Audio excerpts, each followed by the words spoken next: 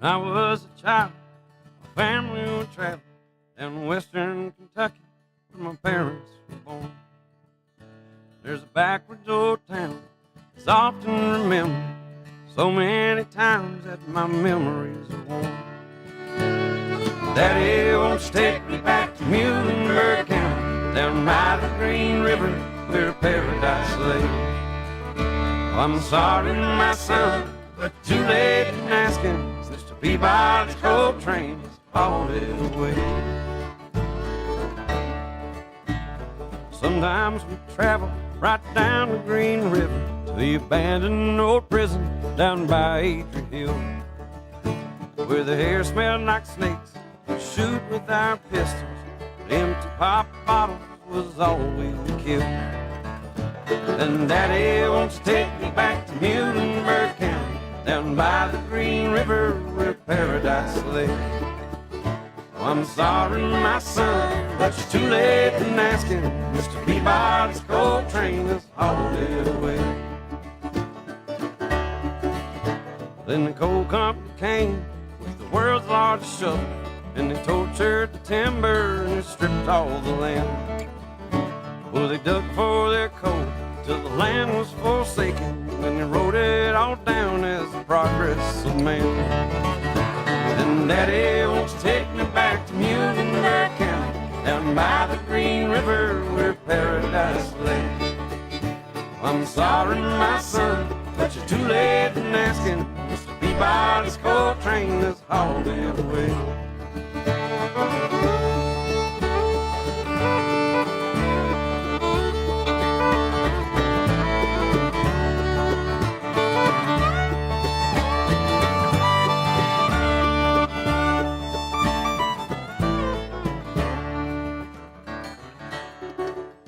When I die, let my ashes float down the Green River. Let my soul roll on up to the Rochester Dam. And I'll be halfway to heaven, for paradise waiting, just 5 miles away from wherever I am. And Daddy, won't you take me back to Muhlenberg County, down by the Green River where paradise lay? I'm sorry, my son, but you're too late in asking. Mr. Peabody's coal train has hauled it away. Mr. Peabody's coal train has hauled it away. Mr. Peabody's coal train has hauled it away.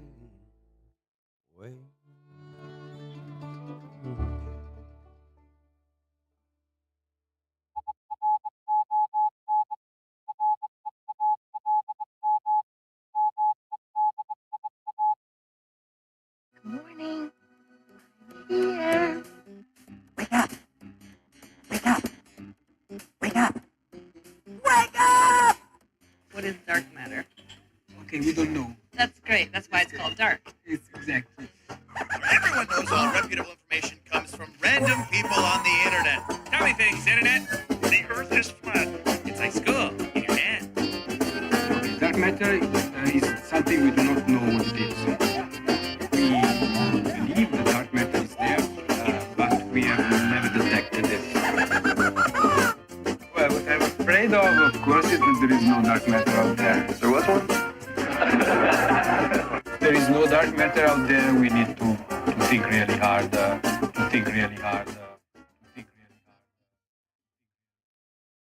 Sounds like somebody's got a case of the Mondays. And the TGIM,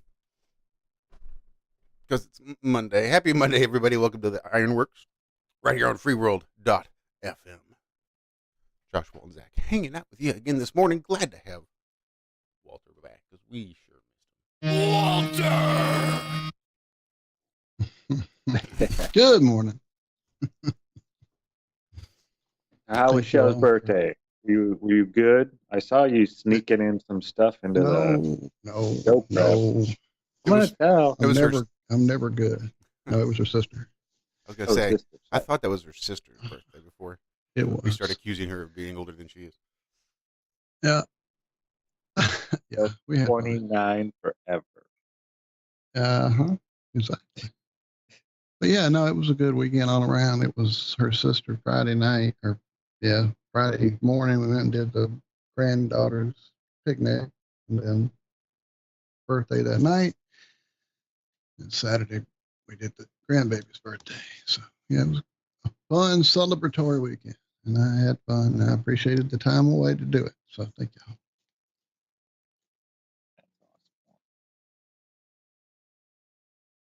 Wow. How about you, Josh? Anything exciting? I Get some am bunny rubbing in? I am doing my show currently solo here in the studio. Aw. Yeah. Well, we have Evie out there with Harris.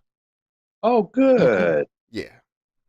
That was well, it's not that I'm necessarily afraid of rabbits. You know, I love bunnies. I'm just not too keen to pick them up. Occasionally, like Harris likes to be picked up. He's one of those rare rabbits that enjoys you lifting him up off of the ground and cradling, not like cradling like a baby, but holding him the way you hold a rabbit in your arms. He enjoys it. He enjoys getting pets. He enjoys just standing there in your arms, being held. He likes it. The rest of them, yeah, you know, if you can get them just right to a spot where they're comfortable, they'll usually hang out long enough for you could scoop them up. Otherwise, they just squirm and jump and leap out of your hands, and it just seems more traumatizing for them than is worth to me. So I generally just don't do it. But yesterday morning, I just got up and go figure the first one up every morning.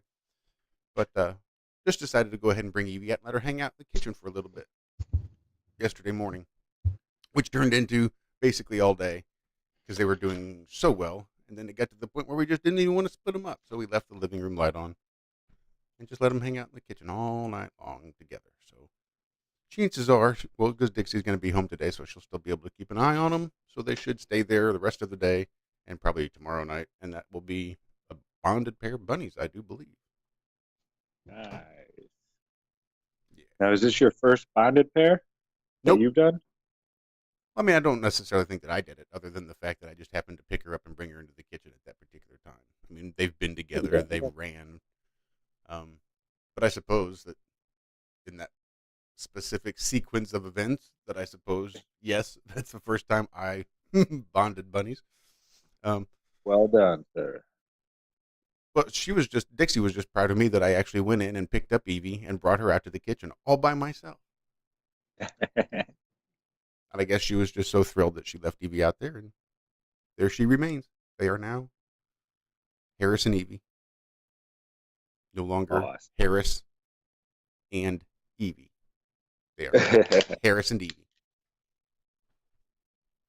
Well done, man. I know you weren't sure if you weren't 100% that they were going to bond. Well, bond, yes, just not how strongly, because bonds don't necessarily last. He likes to be groomed. She wants to be groomed, but he won't groom her. So he's just constantly trying to get groomed, and if she doesn't show him enough attention, well, he'll just give her a little nip in the butt. She doesn't particularly care for it, so she runs off. And he's like, well, hey, bitch, you aren't getting the message. You're not supposed to run away. You're supposed to groom me now. So he'll chase her to nip her in the butt to tell her to groom him again, and she doesn't like that, so pretty soon she's running, he's chasing, and that's the extent of it. Which is why we left him in the kitchen overnight, because if you put him in their condo, their little playpen area, and she's running and he's chasing, there's really nowhere to go, and it turns into that bunny tornado, like the motorcycles in the circus, where they're just running in circles around the walls, and it can be a quite traumatic event for everybody involved. So we tried to make sure that didn't happen. I actually saw that one time at like a circus, I think it was. It was just one guy in a motorcycle. I've seen on TV where they have like multiple people in that, like a spherical cage. Mm-hmm. But I remember seeing that when I was real young. It's not a great memory. It's a faint memory. But I can remember seeing the guy going around there, like I can see him doing the equator, like riding around sideways. And I was just in awe. Like, how does he do that? That's magic. Yeah, I was young. I didn't understand centripetal forces and stuff like that. Well, awesome, man. I'm glad Evie and Harris had a good weekend. Me too. And Hopefully continue. they stay. Yeah. Hopefully he's just not too much of a prick. The thirsty prick that he is. Spent most of the weekend in front of the computer working on the maps. I figured out how to add experience. Like when you get an elimination, you'll get experience. When you open a chest, you'll get experience. And then if you win the match, you'll get a very large thing of experience. And I'm almost done with Australia, at least designing the map. There's 2 blimps in there, 2 floating cities. Yeah, pretty cool. Yeah, I was busy. We got 17 out of the 20 maps pretty much done. And then I just got to make the build mode. So there'll be 40 maps altogether. But I found out something interesting.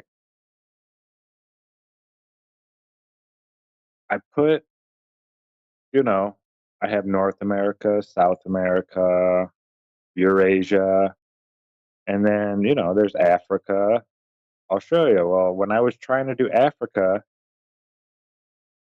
they failed the Africa map because I used the word African. Now, I get some words can be offensive to people, but African is what you call people from Africa. Africa is a continent. How are you going to ban people from using a word that describes a freaking continent? Yeah, I don't know what to call the maps. I guess Jaron said there was a big hoo-ha to do about somebody putting African Niger, something like that, and people got mad and upset. So now anybody that uses the word Africa or African, the map's not getting, it's getting struck. Well, to be fair, it was the same way in fucking 1982 when I was in elementary school and we looked at the globe. So, Jesus. What does that say? Does that say what I think it says? Come on. Dipshit.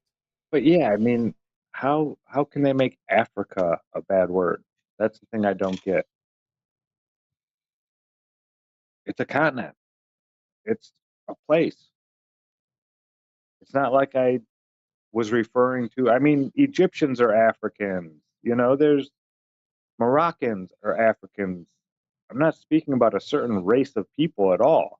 It's a continent, Africa. I mean, I could see if I didn't make any other maps with any names or anything, but I have North America, South America, Eurasia, and then Africa. I don't see what the big hubbub is. I just don't get it. Is that Kululelu? I believe, sir, it is. It is. I believe it is, good sir. Well, this is perfect. We have a gentleman from Africa. And are you offended that people use the word Africa or African to describe things from Africa? No. What else? What other word are they supposed to use? Exactly. Right. That's where I'm stuck at right now. It's like, what am I supposed to use? What am I supposed to call this continent now? Yeah, I don't get it. How you doing, man? All good on my side. How's everyone? I've been catching up on your shows that I hadn't been listening to. Nice. Any good ones? Skip No. Friday. There is no Walt here Friday. No, you guys need to fire Walter. Exactly. What are you kidding me? he's coming Walter for your is job, fired.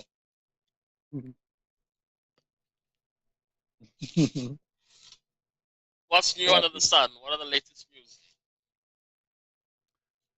No I idea. wish I knew. I've been hiding in my hole. here in the house. If I do too much adulting on the weekend, it's like working 2 weeks straight. So I just try to really maintain a low profile on Saturdays and Sundays.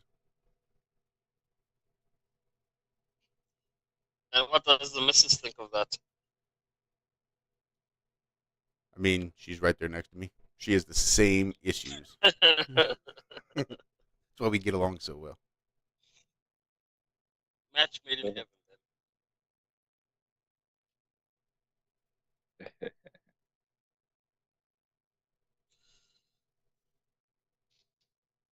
What's shaking on your part of the Wow. world, my friend? Nothing new. Nothing new. Same old. We were registering to vote this weekend. It's going to be a big one when the elections come along. I'm pretty sure that the ruling party in our country is going to get ousted. I mean, unless they cheat and rob the elections. But yeah, we'll see. So who is? What do they call themselves? Your parties over there. Like we have the Democrats and the Republicans. Those are our two major Yeah, parties. we have a shitload of parties. You have the ruling party at the moment, which is the ANC, the African National Congress, which was the liberation party that brought us through apartheid and made us a democratic country and so on and so forth. The party that Nelson Mandela belonged to, that's still our ruling party. And then you have the biggest opposition, which is the DA, the Democratic Alliance. And then you have very militant parties in the EFF. I don't know if you guys know about Julius Malema, but he runs the EFF, the Economic Freedom Fighters. He's all about opening the gates to the rest of Africa, letting anybody that wants to travel to South Africa come through the gates, no charge, no nothing. Taking away all of the wealth from the whites and giving it to the blacks, taxing the private companies, getting all the wealth back into black hands. They're all about that. And then you have the newest party, MK, Mkhonto weSizwe, which is spear of the nation. That's what it means. And we have a bunch of other parties. But yeah, that's what's happening right now. So are there like two, or is there anybody that really contends with the major party that rules right now? You said they can be ousted. Yeah, well, they're going to be, people are unhappy in the country with what we call load shedding, which is just rolling blackouts, which we're having it pretty much every day, unless it's like a big event or international events that's happening, then they don't do it, which means they have the power. They're just doing it for, I don't know. And then obviously the unemployment rate is pretty high at the moment. I mean, the youth unemployment rate is over 50%. The country's unemployment rate is something like 40 something percent.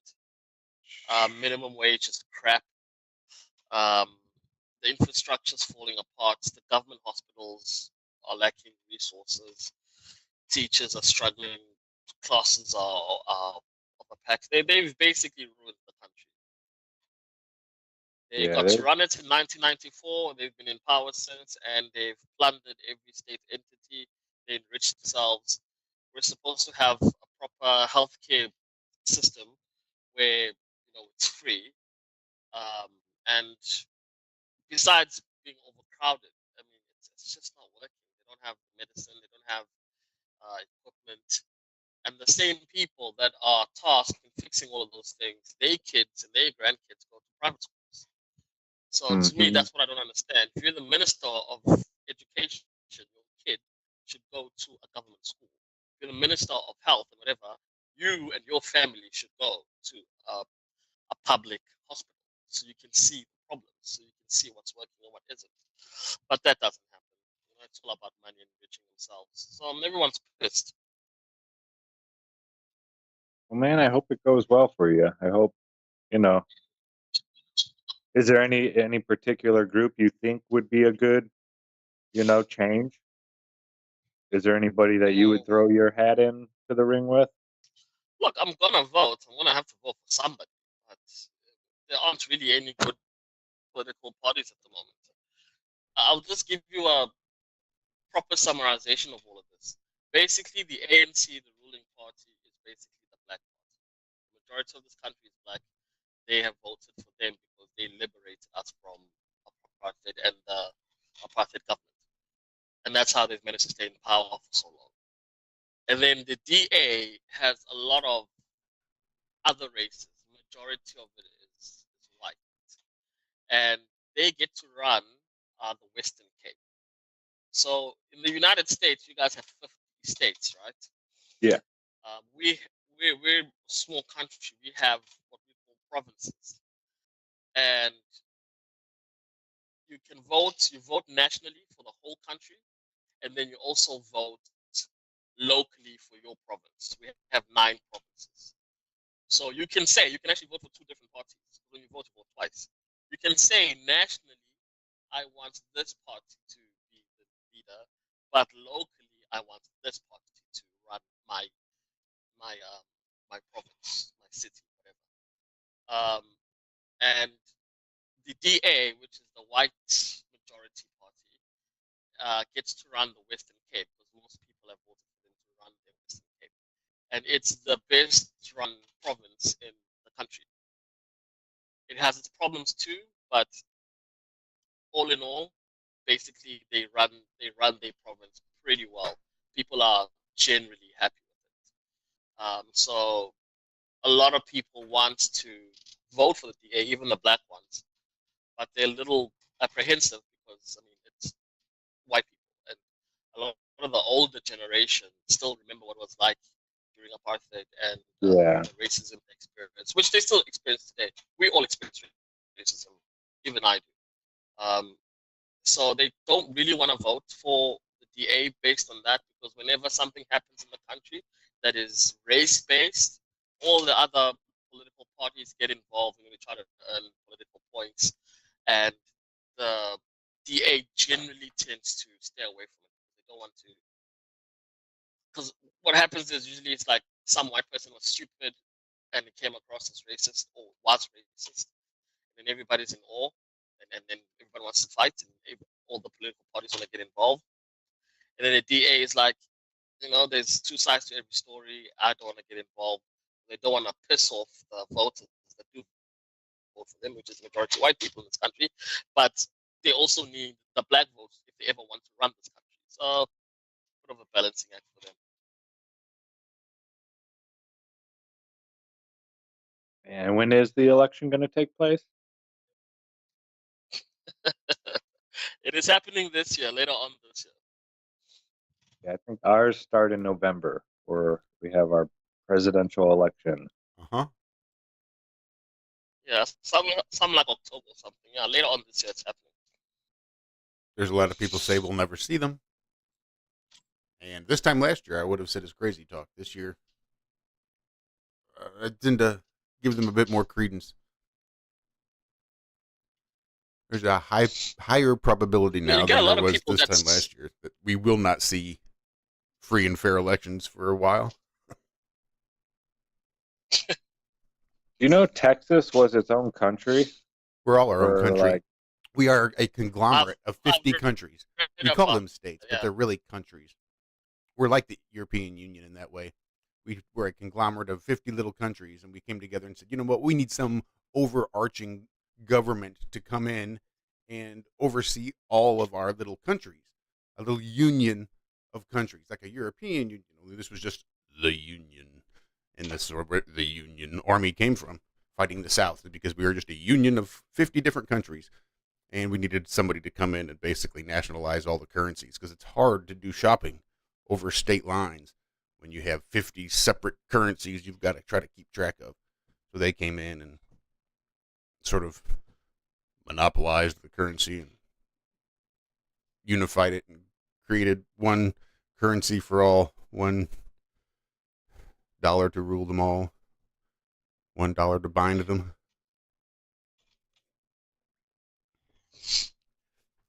Yeah, following in our country, you can make quite a bit of money being involved in politics. Because you can, like I said, anyone can start a political party. And all you need to do is get enough votes for you to be able to participate in parliament. So enough votes can be something like 5,000 people voting. So if you can start a political party and you get most of your community to vote for you and say, "Oh, I'm going to change things. I'm going to do this. I'm going to do that," and they vote for you, that means you get to participate in parliament, you go to parliament, and those guys earn money.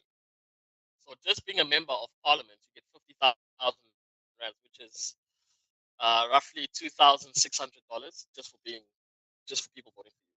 Now you get this money every month for the next 4 years until there's more elections. So $2,600 just for that. When the minimum wage in this country, what people earn, the minimum wage in the country, what people earn at the end of the month, is less than $210.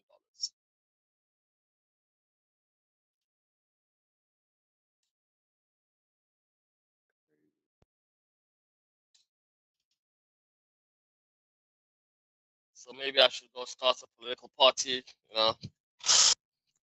maybe earn some money. Who knows? You don't want to be a politician, though. Are there any good politicians there, in your opinion? No, not really. Same I mean, as you the have world people over. who are naive that enter into it. Yeah, you get people that want to get involved in politics for the right reasons to try and change things, but I think once they're in there, they realize that it's pointless, that everybody is just corrupt. Bought and paid If for you're and not corrupt. corrupt, Yeah. you're not gonna change anything. You're either You're gonna not join going to them and stick make some money around while either. you're there, or you yeah, you get moved around depending. But yeah, no, there's no real good politicians. I was involved in the political parties that I mentioned. They all have youth leagues. So in our country, what's considered a youth is if you're under 35, you're still technically a youth, and you can join the youth league. And they talk about um, laws that might need to be changed, the constitution, that kind of thing, all the issues that young people are suffering with, and what are the ways that they can change. And I was involved with all of those parties at one stage, and I got kicked out of all of them because Good for you. I asked them questions that they just didn't have an answer to, and it made them uncomfortable. The DA, the Democratic Alliance, the White Party, when I was a member of the Youth League, they are of the opinion that in this country we are now everyone's equal, and so everyone must get a fair shot, and the best person for the job must get the job. I said, I'm with you there, but you can't actually say we're equal. And I gave them an example. I said, okay, we're playing soccer. Everyone understands the game of soccer. We're playing soccer.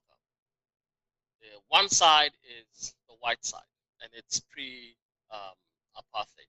So all of the legislation, all of the opportunities favor the white team. And then you have the other side, which is the black side. And they're playing soccer. And the referee is not being fair. He's not calling the fouls. He's letting them basically pick up the ball and throw it in the net and saying it's a goal.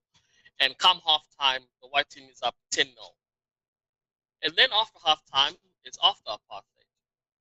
So now, if it's after apartheid, the referee comes to everyone and says, right, so I'm going to call it straight down the middle now. Everything's going to be fair. If it's a foul, it's a foul. If it's a red card, you're going to get out of here. But you don't take away the 10 points that they scored. And you don't give the black side 10 points that they scored. But you're saying now we're equal. So how are we equal?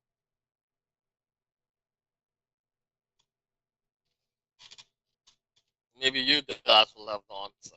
Because they didn't answer it. They couldn't.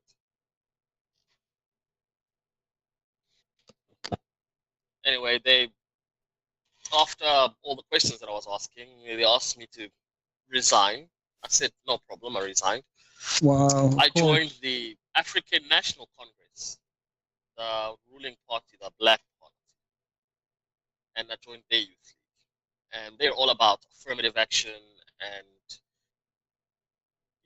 righting the wrongs of the past, that kind of thing. And again, I asked them a question. I said, guys, yeah, I'm with you. I want to see more black engineers. I want to see more black doctors and lawyers and all of that. And at the same time, you're pissing off the people that are already qualified in that, which, like it or not, so happens to be a lot of the white people and some Indian people. And they're leaving the country. They're going off to Canada and Australia because they're applying for jobs, and you're not giving them the jobs. You're giving them to people who are less qualified, who are less experienced, and you're making those people their bosses when they have all the experience and they have all the qualifications. It's not going to work. I mean, a child wouldn't do that. They need to look at different ways of implementing what they're trying to implement, to getting more people, whether it's getting them to be like what they used to do in the past, which is you came into work and you had work experience because you worked under somebody, apprenticeship. That's what I'm looking for. You get all of those guys that you want to be able to present to replace these guys eventually. You make them apprentices. It doesn't matter that they're qualified; they don't have the experience. You need the experience. You make them apprentices under these guys that have been there for forever. You let them get the experience, and when it comes time for promotions, that kind of thing, you slowly promote those guys, and over time, over a period of time, you will get what you want. That the demographics of those sort of jobs will change. Apartheid didn't immediately happen in 1 year. It took time. It's going to take time to change things. They want to just change things immediately. Like that's going to help anything. And that's why we have the mess that we have right now. And they didn't like the way I was questioning them, and they said, oh, please resign. I said, fuck, whatever, I'll resign as well.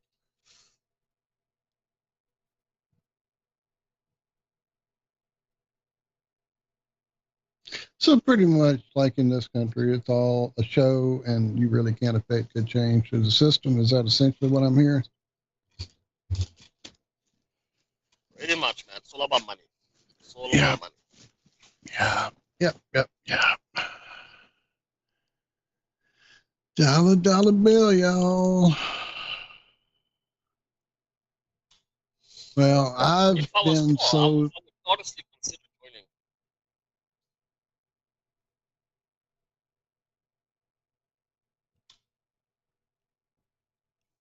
I know here it's beyond disillusion for me anyway.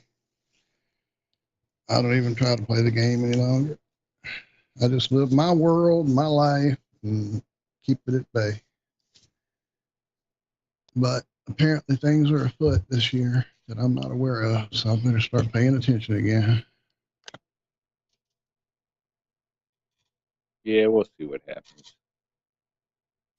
Well, guys, it's 12:33. I think Liz has a request, no? Liz did have a request. Tomorrow is Liz's Corporation Formation Day, so a little early happiness for you, Liz.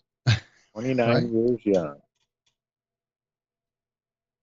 I said 29 because Paige, David's wife, turned 26 recently. Right. Yeah, and I said 29 and she got offended. No, not really, but yeah, I guess 26 is the new 29 now. So did you know what song Liz wanted there, Josh? Did you see it? Yes, sir. All right. You were on it. And go. Got to be the beard. I was going to play a different song for her, for some misheard lyrics, but she had already shouted this one out first, so I'm going to play this one instead. And this one probably has a different vibe than the other, so this will be good. But this is the IRONWORX. Right here, freeworld.fm, also live on our backup YouTube channel, the ironrealmmedia podcast. Shout out to everybody over there. And we'll be right back here just momentarily. Here's a little bit of the old Nightwish with Everdream. Oh, hell. Potted down again. Thought I had that fixed. All right, let's try this again. Yeah, taking pot. That's what happens.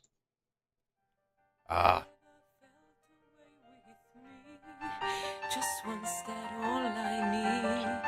Entwined in finding you one day.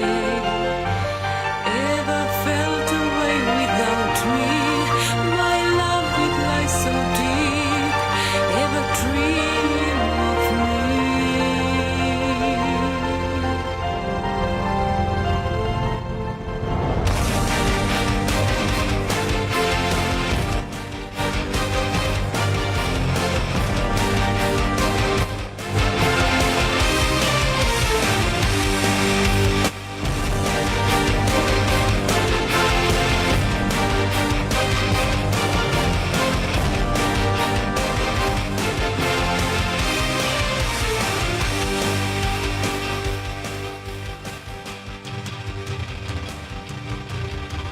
Would you do it with me? Heal the scars and change the stars. Would you do it for me? Turn loose the heaven within. I take you away, cast away one lonely day. Bosom for a teary cheek. My song can but borrow your grace. Never felt away with me. Just once that all I need. Entwined in finding you one day. Never felt away without me. My love will lie so deep. In a dream of me.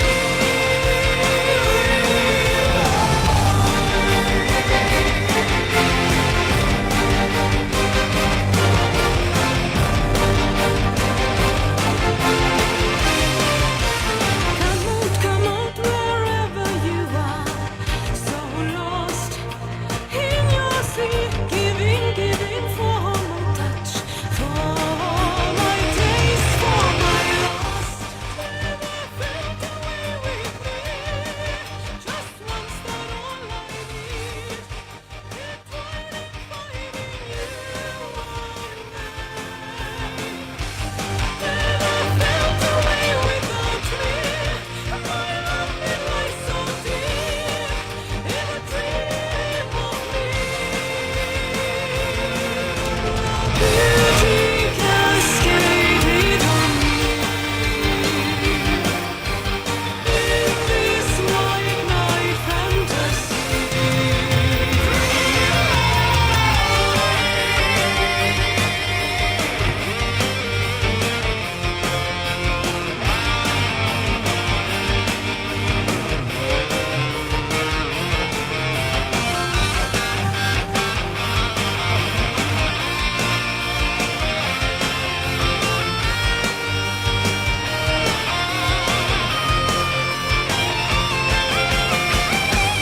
Never felt away with me. Just once that all I need. Entwined in finding you one day. Never felt away without me. My love will lie so deep. In a dream of me. Never felt away with me. Just once that all I need. Entwined in finding you one day. Never felt away without me. My love will lie so deep. In a dream of me.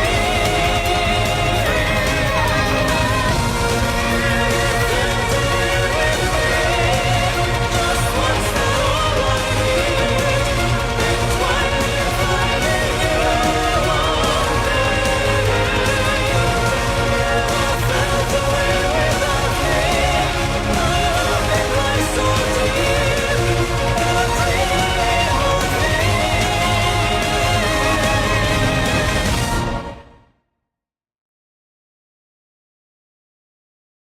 And welcome back to the IRONWORX. Freeworld.fm. Come hang out with us over there. We've got really cool chat, lots of gifts, lots of pictures. Upload your own, your local storage. All sorts of fun tricks we can do over there. So much better than that silly YouTube chat. We love you guys. We just don't like the front end. GUI. GUI. Apologize. I'm sorry. We're sorry. We're so sorry. Laying there naked on a bearskin rug. We're sorry. On the beach. Drinking cocktails. We're so sorry.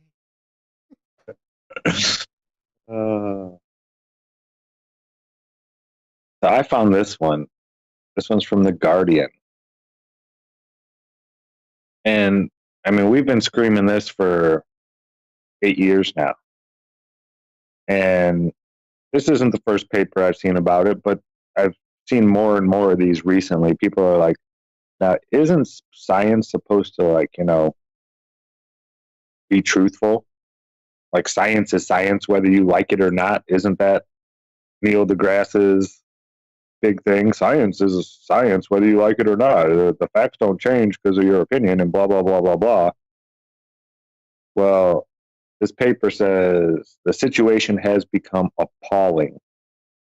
Fake scientific papers push research credibility to a crisis point. Last year, 10,000 sham papers had to be retracted by academic journals. But experts think it is just the tip of the iceberg. Well, yeah, go back to like Einstein and all the shit you guys have been following since then. That's where this whole iceberg started. But yeah, these are for, you know, academic journals. 10,000 last year. Just last year. 10,000 papers were retracted. That's crazy. Can you post the link to that article? Yeah.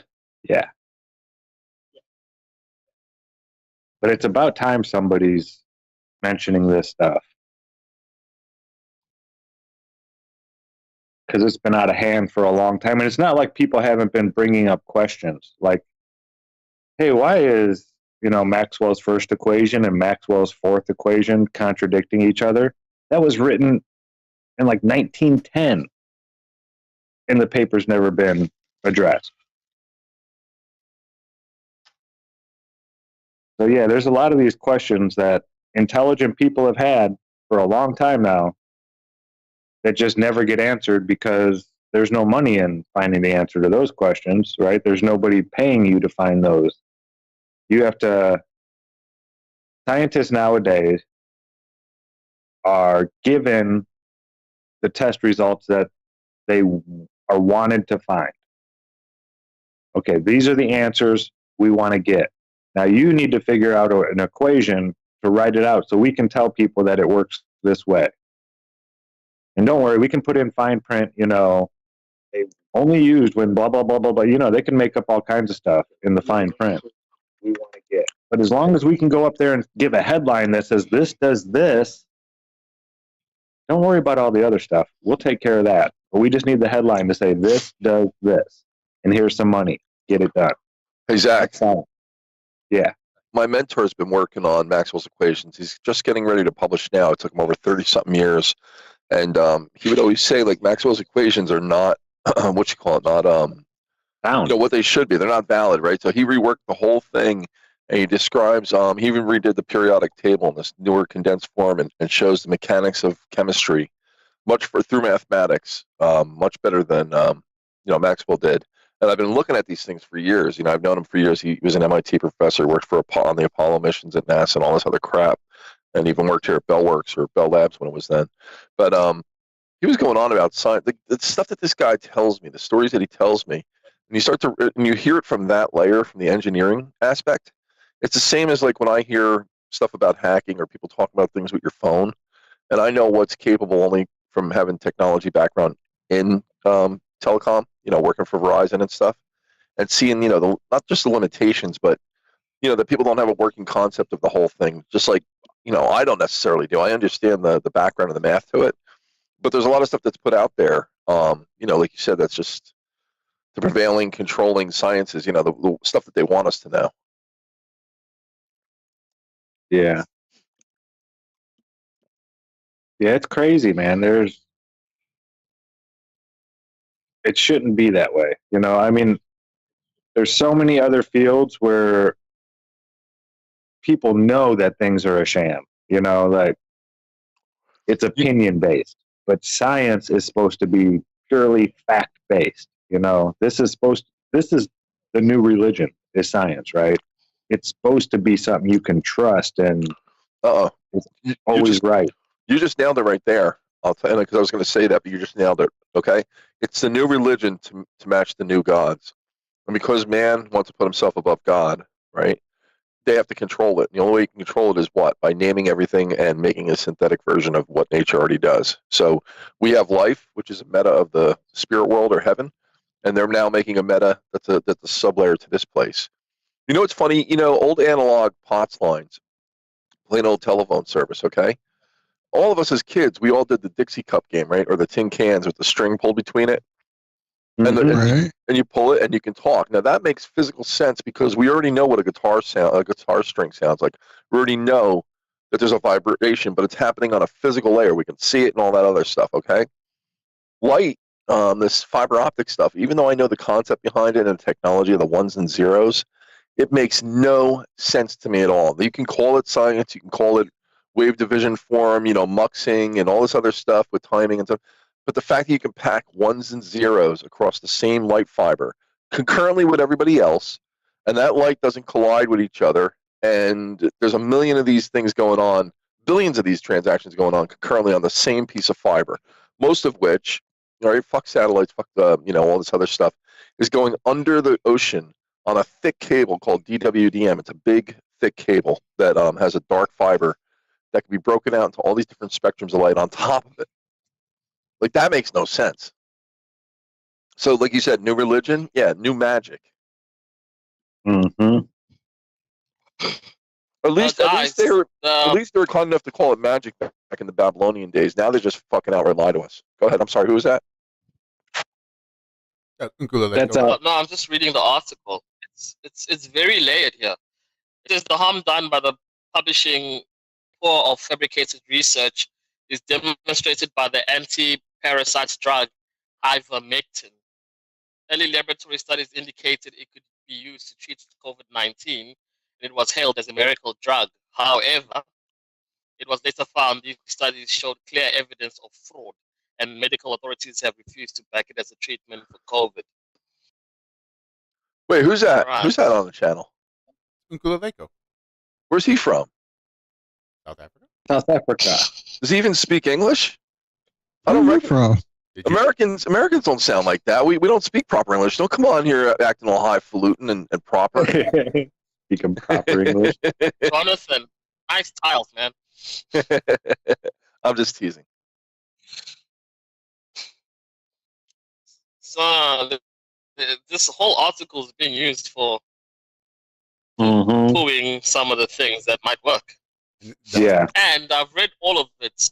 They're trying to stop the papers from being published, but they haven't spoken about any punishment for the people that have published the papers already. No punishment. They just said they're going to change the name. They're just going to change the name of their publishing. So, having not read the article, I have a question. Is it possible that it is simply the concepts that fall outside of accepted scientific norms? Oh, things like possibility that, you know, there's no dark matter, that they've just thrown out Einstein's bullshit in the story I put in just a day or two ago. I mean, we know, generally speaking, that with the concept of trying to keep tenure in a job at a college for 15, 25 years, you're not going to come in there and start touting all kind of new, amazing, brain-opening ideas. You're going to go party line, follow the standard. What did he say in the book? Yeah, that's what it is. You're not going to be punching any holes in anybody's theories. You're going to be sucking the corporate teat. So is it possible that that is what they're trying to prevent, is new ideas from bursting through? And just a thought. Yeah, I think that has a lot to do with this too. Go ahead, Duma. Like Walter, having read the article, it seems that it's a lot of the doctors from the third world countries, like India, for example, or scientists, not just doctors, and they are incentivized to publish to prolong their careers or to start building up their careers. Because if they want promotions, they need to have published. So that's why they're doing this, so they can start advancing in their careers, at least according to this article. That's what it's about. Absolutely. And if you think into like the idea of alternative ideas and alternative therapies, I guess you could call them, if that was a word you wanted to bandy about. I know personally people who have left this country seeking different options for their medical choices, not just life-threatening choices. I know some people who literally go across the border to get dental work done because it's cheaper than getting it done here in the States. But the idea, you hear it constantly, this star, that star took off to wherever, to India, to wherever, another country, because they couldn't get a certain type of treatment done or a certain way of looking at whatever it is. It doesn't necessarily even have to be medical. It can be philosophical. It can be whatever, industrial. Other ideas that are used in other places, they go there seeking them because they're not allowed here. It doesn't follow the party line. Again, back to, like you said, money and trying to hold the through line of what's been stated before and keep it going. Why is I don't know how to ask this, but why is everything so expensive in the States when it comes to medical procedures? Because the people that I know that have been there from my country, they all say the same thing. Don't get in an ambulance if you're in the States. Because insurance companies allow them to charge $15 for an aspirin because they know an insurance company will pay it. And I think that's how it all started with the pricing of healthcare in this country. As soon as the insurance got into it, they were allowed to just jack up prices and skyrocket them because now it could be paid for. So what happens if you don't have insurance? Then you go into massive debt. So I broke a bone in my foot back in October, November. I knew it was broke, told the doctor it was broke. Oh, it's not broke. We don't need to x-ray that or look at it, blah, blah, blah. So here we are. It's February and I'm still got a broke foot. So I went to see him last week and got x-rays. And, oh, hey, look at that. It is broke. I'm like, yeah, look at that. I'll tell you that in November. Anyway, so I'll have a foot specialist call you next week or this week. And if he doesn't call you by this week, call me by next week. So all last week, I'm waiting for the specialist to come. But suddenly in the middle of the week, I got a text saying I had an appointment with the doctor who I just seen the week previous. And he wasn't supposed to be the one I was seeing again. It was supposed to be a foot specialist. And I didn't know what this appointment was. So I called up there going, why did this new appointment for tomorrow pop up? I'm going to have to check. Give me a second. So she goes and she flips through. And she's like, I'm a little confused. Explain to me again what's going on. So I told her, came in with my foot. Now I'm waiting for a doctor to call me, not Baszler, but another doctor. And now I have an appointment with him. What's going on? She's flipping things. Oh, I see. It's for insurance. It's for your labs. I'm like, are you fucking kidding me? She straight up told me, we're just trying to get insurance money out of you. It slipped. She literally said, oh, it's for insurance. For your labs. It's like, are you kidding? So yeah, even they know they're fucking you. So I said, well, you just cancel that. I don't take medication. How does it work in the States? If you don't have medical insurance, can you still go to a hospital? Yes. If you have life-threatening issues, they are required by law to treat you and get you stabilized. But that's it. Then they can be like, okay, you're stable. Now get out. What's your address? Because we have a bill to send you. I can answer to that. That's not true. I was in the hospital down in Florida. I had no insurance, no money. They kept me in there for Thanksgiving week for like 5 days, gave me every amenity, fed me and everything. And then said, here, fill out these papers and we'll let the state pay. And I signed some papers and that was it. I've done that more than once. Sweet. And Yeah, one time I was in between jobs. Lady came in for Medicaid, gave me a full gold card, Medicaid card where I paid zero on everything. I mean, when I say everything, medicine, walk-in, you name it. I showed it to some guy on the street or something. He goes, where'd you get this? This is like gold. I went and got my teeth fixed. New teeth, got a whole bunch of stuff on it.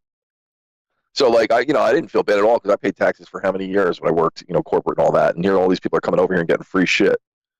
Damn straight I'm taking advantage. And are all the hospitals of more or less the same standard? They're not accountants. They don't give a shit.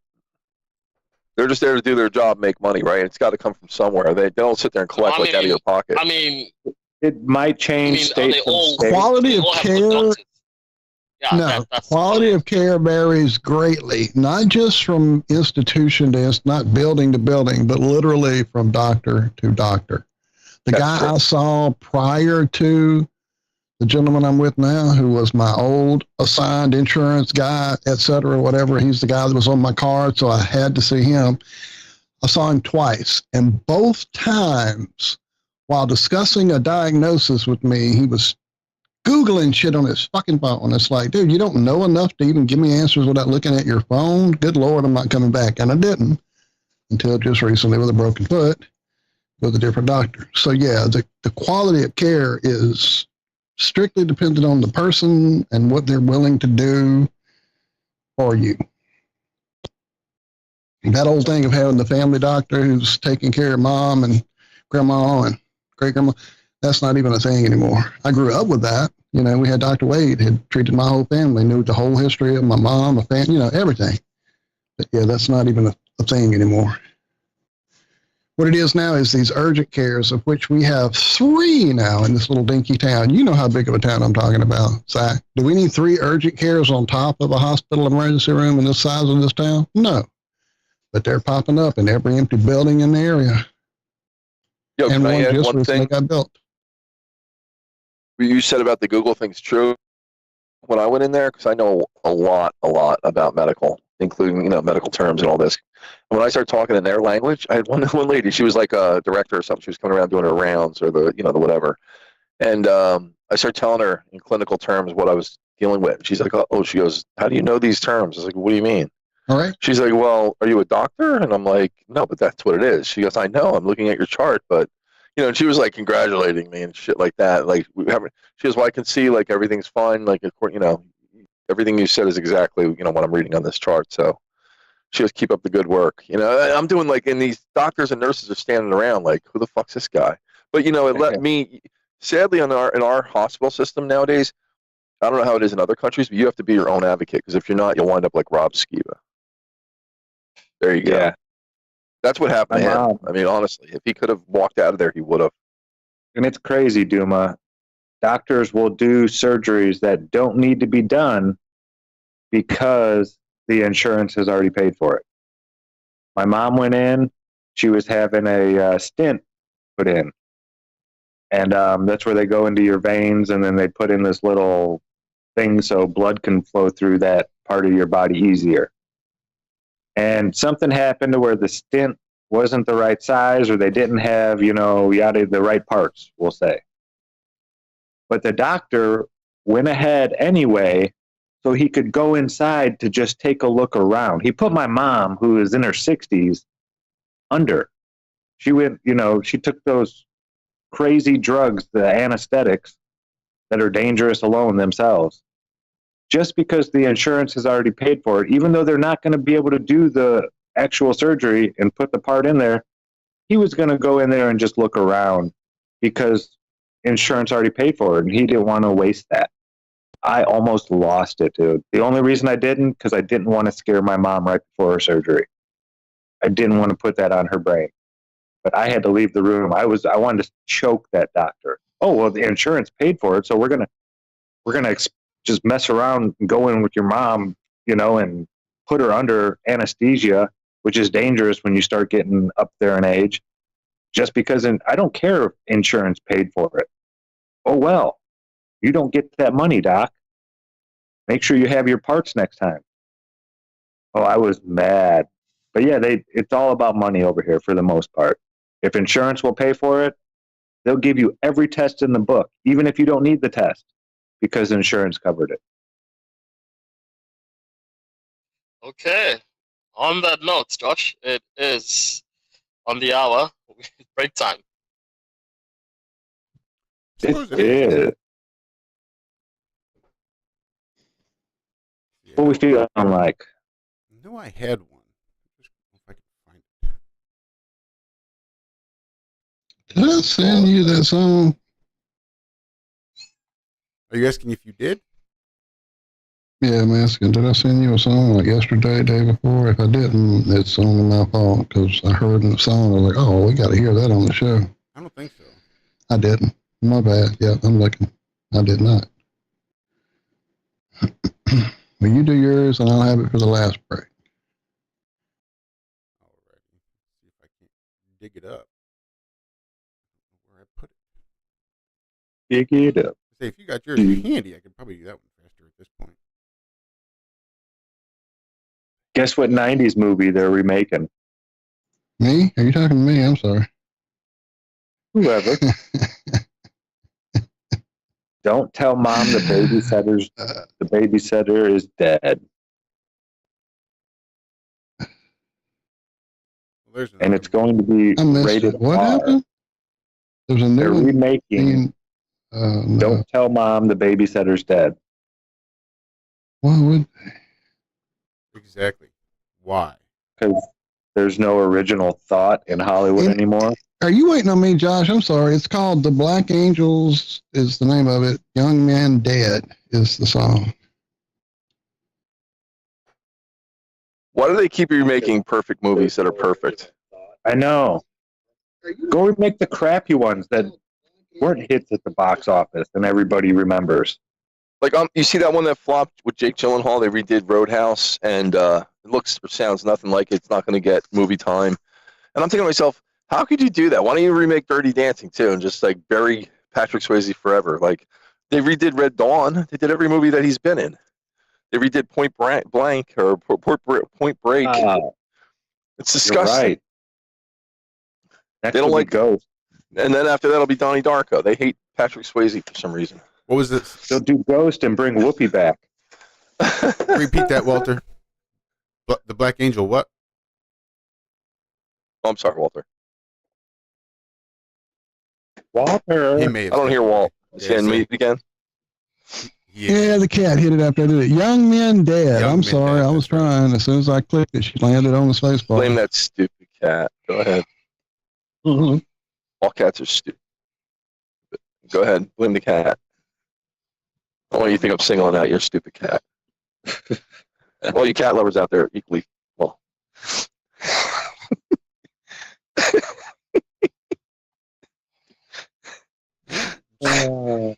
All the sandy vaginas out there because they're all dried up who own cats.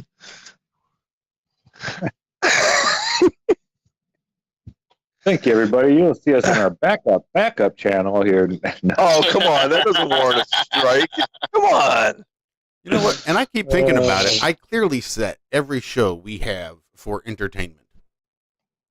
For years. Isn't it entertainment? Satire? You would think, but when they say, hey, you're giving out medical misinformation. Well, how the fuck am I giving out medical misinformation? We're an entertainment channel. Why the fuck are you looking to me for any medical information whatsoever? And then I'd be like, oh, that's not right. Well, no shit, that's not right. You know what I think we need as far as movies go? We need more 17-year-old girls topless, like Phoebe Cates in Fast Times at Ridgemont High. And that was directed by a woman. Same woman who did Clueless. So I'm not out of line here. Two things can be true at once.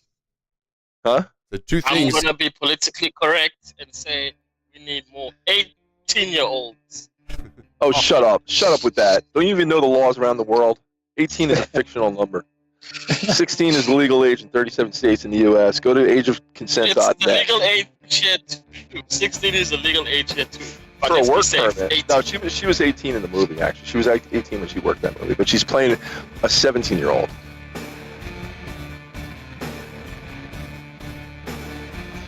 And this is the Ironworks right here on freeworld.fm. Stick around. We'll be back right after this.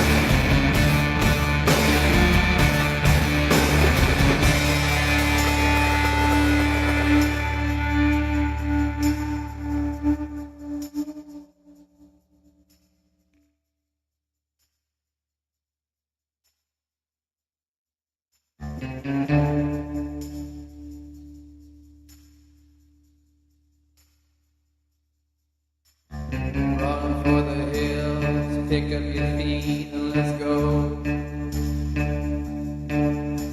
We did our jobs, pick up speed, now let's move. The trees can't grow without the sun in their eyes. And we can't live if we're too afraid to die.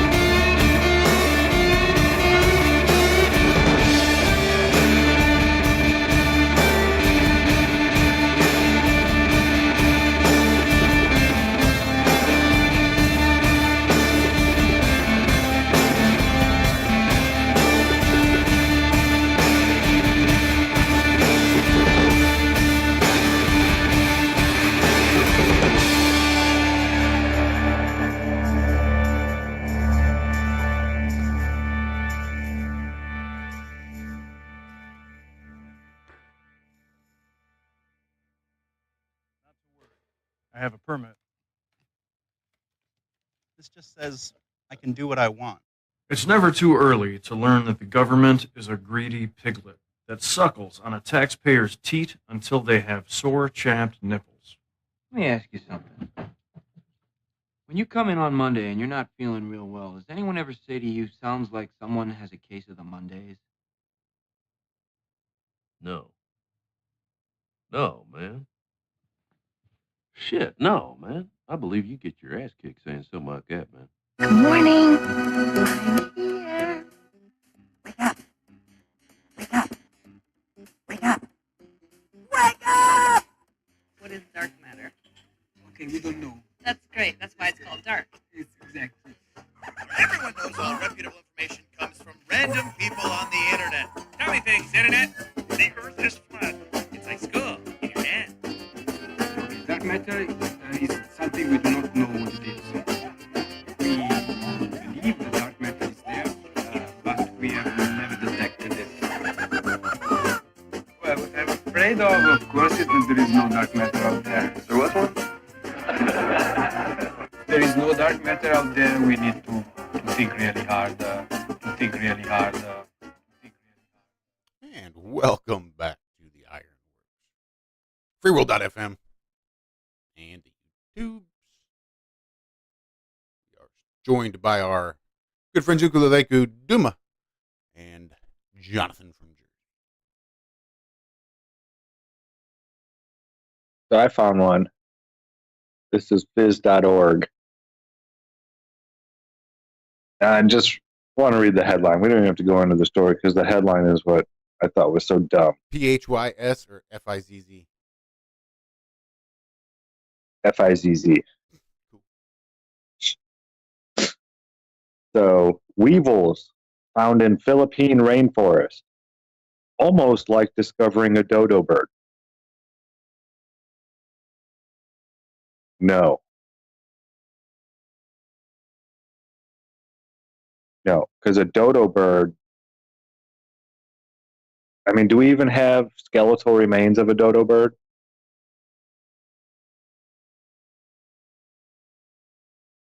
But weevils they still exist. They're real. They're something that isn't, considered extinct. Now, one of them was thought to be extinct, but weevils themselves, there are weevils. So it's not almost like discovering a dodo bird at all.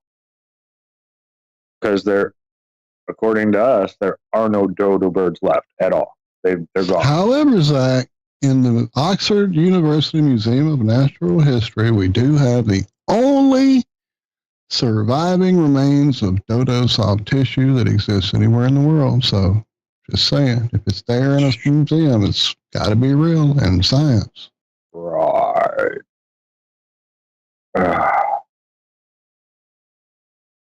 Yeah, that's just. But what a dumb article name.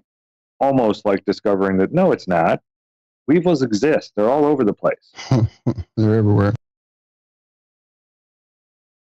And dodo birds, I mean, show me one dodo bird. Anywhere.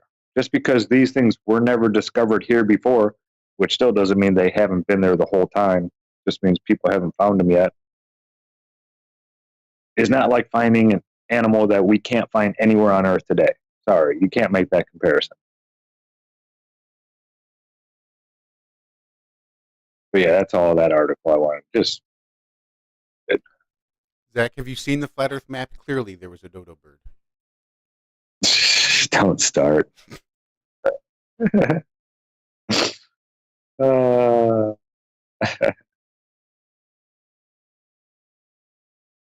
Oh, Taylor Swift is going to be an X-Men character now? I don't see why not. Who's going to play Taylor Swift in the X-Men movies? Hey, what's up? I was hoping you would say Taylor Swift was looking to start dating black guys. I thought I had a shot. Throw your hat in the ring there, Duma. Oh, hell yeah. That is so stupid. So we're going to have Taylor Swift fighting along Wolverine and Cyclops? Sure, why not? What's her mutant what power? supposed to be? Business? Investing? What's her mutant power? Hey, Josh, is our chat here in private on Skype? I mean, no, it's on Skype. No. Oh, never mind. 37 people in this call. Yeah. Yeah, that's what I meant. Never mind. You found some good pictures of Taylor Swift, I take it. I think he shared the few that he could share in public. I can share. I'll see if I can share one. The other ones, I think, Nuka would like a lot. Oh, dude, share. I don't have your chat. Here, wait. Here's one of her You getting can a massage. How's click that? on him in this call, and you can go to his profile and go right to him. I mean, there are private chats on Skype. Yeah, here, I'll put a safe one. It's just not the IRONWORX call. It's not a private chat. What? Oh, I can send a message. Here we go. I can send a message to you. He'll be back in about 20 minutes.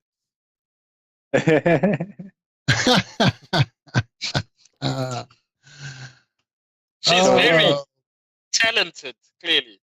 Anyway, there was one. There was one.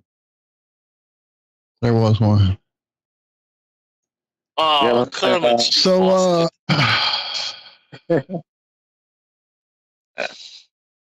so a city about 30 miles from me that I visit quite often is about to install a $1.6 million surveillance system and crime center, no less.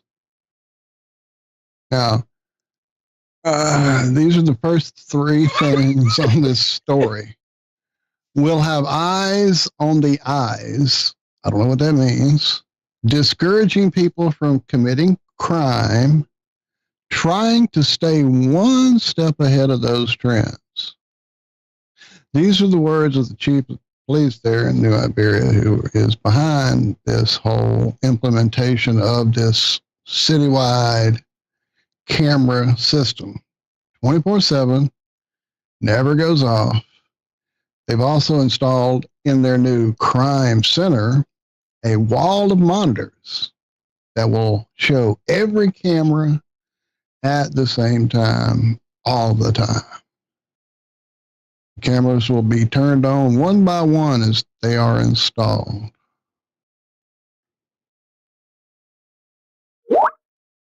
Welcome to America.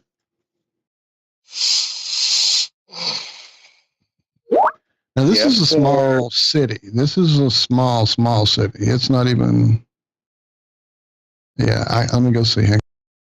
Yeah, that's the one thing that really threw me when I moved down here, like in Indiana and out there in Colorado, like even Northwest Indiana. I think it's because it's a suburb of Chicago.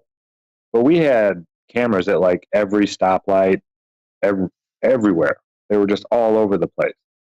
And then I came down here to South Carolina, and we're not near, as nearly a big metro area. But I don't see cameras anywhere down here.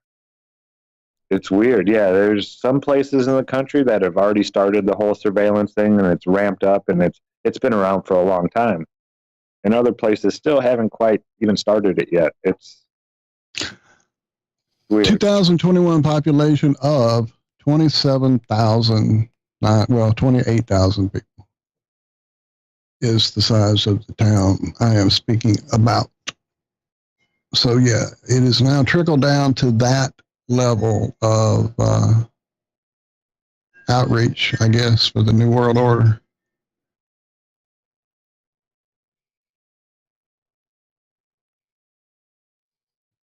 So far, they're saying it will be 125 different cameras with 180 degrees of surveillance, 24 hours a day, 7 days a week. But that can expand in the future with funding.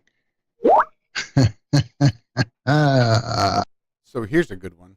There is a municipality not far from me right now that I guess was having some crime issues. So a gentleman was going to take it upon himself to use his drone to keep in the skies to sort of surveil and keep overwatch overnight,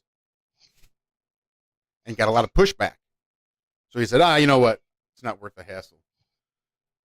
Then I guess rethought it and brought it back with a bunch of his buddies. So I guess there's going to be several drones flying in the sky, surveilling the ground in an attempt to keep crime down here in this tiny little municipality on the outskirts of suburban St. Louis.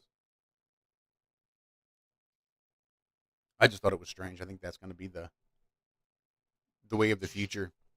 You see how they were fighting in Russia and Ukraine, hear how they say they were fighting in Russia and Ukraine, and hear how they say that war over there in Gaza kicked off, and using the drones to fly in under the cover of returning drones and things like that, and everything's drones, and you can't hide from the drones. You're going to need fucking thermal protections to be able to erase your body heat signatures from the drones overhead if you really want to have to hide from the enemy. And it's going to be a whole new battlefield out there with the use of all these drones. So that's fun and exciting. And it's kind of like Schrodinger's cat. I think if you know you're being recorded, you're going to behave differently. Hell, you might even follow the rules if you know they're watching. But if they can hide the cameras and you don't know that they're watching, then you'll behave a bit more naturally and be more likely to break the law. So now they can catch you easier, so they can collect all that money. You know that lightning goes from the ground up, right? Sometimes. Well, yes. Well, usually. It has to find the ground, right? And then you have that static that builds up, it depends like on St. the charge Elmo's of the fire. cloud. Yeah, you have like St. Elmo's fire, and you can you can feel it. Your hair will stand on end, and it's like, look out. So, like, maybe there's a way. I'm not going to suggest it here on air because it could be misconstrued as a terroristic act, but to create a condition to have a flashover similar to an EMP, that you put a particulate in the air. I don't know. I'm not going to name it, but you can ignite it and basically do an electronic flashover of all the low-lying drones. Okay. You know what I'm saying, right, Zack? Yeah. Like, people don't realize, like, honey is flammable, like finely powdered sugar added to the air is flammable. We used to use that with lycopodium powder, the stuff you get from pine trees. The stuff that magicians use to make the flame.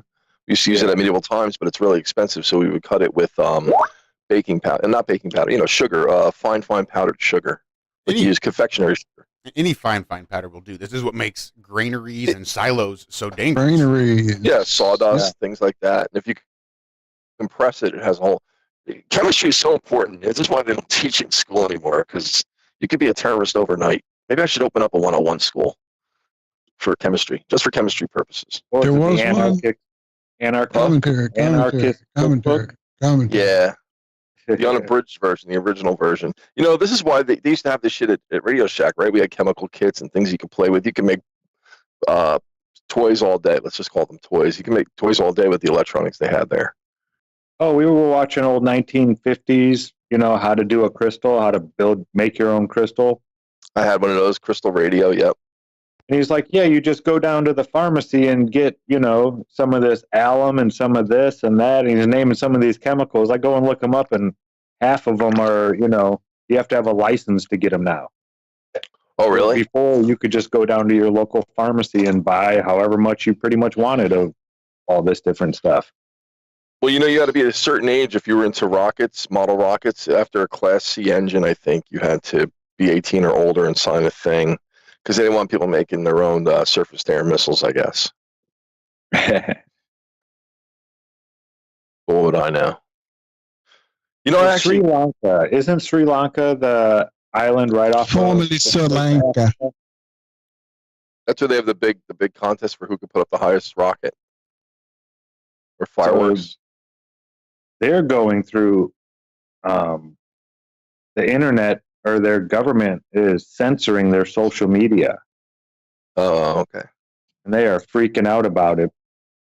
It's all the government saying, yeah, we're trying to stop misinformation, but we know how that works here, right? The wide-ranging law prohibit false statements about incidents in Sri Lanka. Statements where an express intention of hurting religious feelings. So you can't intend to hurt somebody else's feelings, their religious feelings.